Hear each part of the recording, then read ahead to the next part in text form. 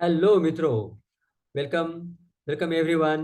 इस psycho education देने वाले डॉक्टर माधव राजे के चैनल में आप सब लोगों का हृदय से स्वागत है।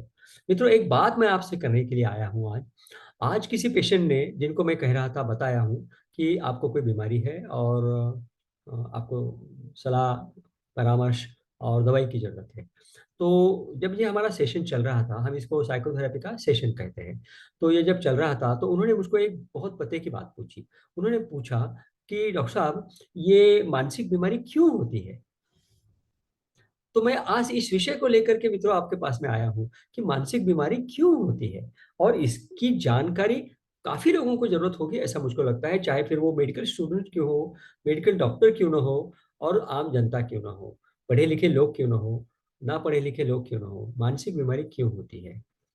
देखिए मित्रों, सबसे पहला कारण, 95 to 98% मानसिक बीमारियां फैमिली के कारण होती है, फैमिली में आती है, फैमिली में चलती है, जिसको अनुवंशिक बीमारी बोलते हैं। तो अनुवंशिकता के कारण मानसिक बीमारी होती है। मोटा मोटा 95 to 98% मानसिक बीमारियां अनुवंशिकता के कारण होती है।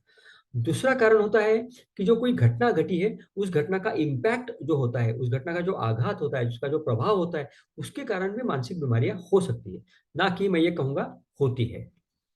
अब ऐसे वो लोगों के ऊपर में ये मानसिक बीमारी होने का प्रभाव या मानसिक बीमारी होने की संभावना पैदा हो जाती है, जिनको फैमिली में इनहेरिटेंस है, फैमिली में आनुवंशिकता है। जन्म से ही उनके दिमाग, मतलब ये फ्रंटल लोब है, ये मन को, यहाँ पर मन रहता है हमारा, इसका प्रभाव मन पे कर गिर रहा है। कौन सी बुरी घटना का या बहुत महत्वपूर्ण घटना का, माता पिता से दूर जाना है, हॉस्टल में जाना है, फर्स्ट ईयर है कॉलेज का, गाँव छोड़ करके बाहर जाना है, इसका परिणाम, बुरा परिणाम हो सकता है। और डिप्रेशन जैसी मानसिक बीमारी उस लड़के को, जिसको कुछ भी नहीं हुआ था अभी, हो सकता है। लेकिन उसको होने की संभावना यह है जिसको फैमिली में कोई मानसिक बीमारी चल रही है, या फैमिली में मानसिक बीमारी की हिस्ट्री है। सामान्य लोगों को ये नहीं होता, बाकी लोगों को ये नहीं होता। तो दूसरा कारण हुआ घटना का।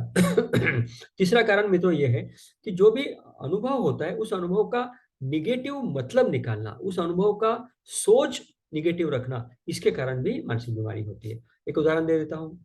अब जैसे कि क्या हुआ, आमतौर पे मेरे एक क्लाइंट ने मुझको बताया कि उनकी दादी चल बसी, और उनकी उम्र हुई थी 85 साल से ऊपर थी। लेकिन उनको कुछ बीमारी नहीं थी, उनको कोई डायबिटीज नहीं था, वो बीमार गिरी नहीं, एडमिट नहीं करना पड़ा। बात करते करते वो चल बसी। तो उसका उनको बहुत सदमा लगा। और सदमा लगने के कारण, मेरे मेरे क्लाइंट को सदमा लगा।